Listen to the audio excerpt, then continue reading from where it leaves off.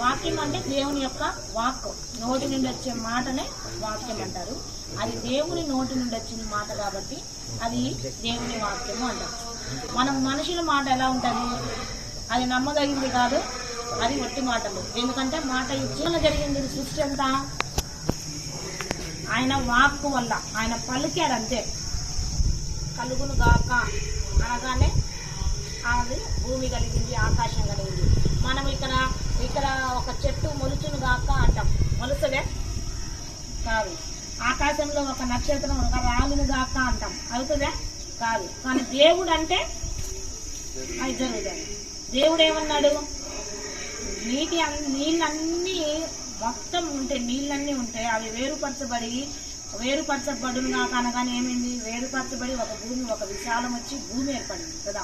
మన చుట్టూ ఏమున్నాయి, నీళ్లు ఉన్నాయి, మధ్యలో భూమి ఉంది. అది ఎవరి వల్ల అయితే ఒకరు వేరు చేయగలుగుతారు. ఆ నీళ్ళని అసలు వేరు చేయలేదు, దేవుడు మాత్రమే వేరు చేయగలడు. అలాగా ప్రతిదీ ఏ విధంగా జరిగింది, ఆయన నోటి వాక్కు ద్వారా కలిగింది. ఆయన వాక్కులో ఏముంది, శక్తి ఉందన్నమాట. అందుకే ఆయన వాక్ అంట తేనె వంటిదంట. దేవుని వాక్ ఎలాంటిది, గట్టి చెప్పండి, తేనె వంటిది. ఇక్కడ తీయగా ఉంటది. మరి తేనె అది ఒక డిఫరెంట్ టేస్ట్, అది కూడా మంచి మధురంగా ఉంటది తేనె.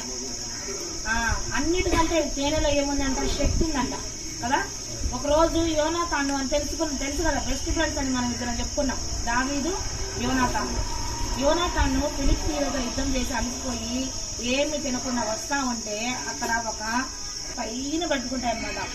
అదంట ఎక్కువ పెట్టి అది కింద కారిపోతా ఉందంట. తేనె ఎక్కువ వస్తుంది.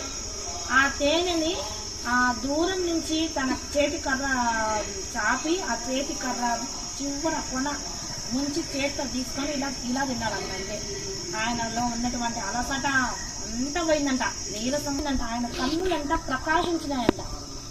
ఏంటి, ఊరికే చేతితో అట తీసుకొని అట తిన్నందుకు కదా.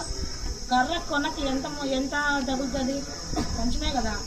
అలా అంత శక్తి వచ్చిందంట తేనె. దేవుని వాక్కు కూడా తేనె వంటిది, అది మధురంగా ఉంటుంది.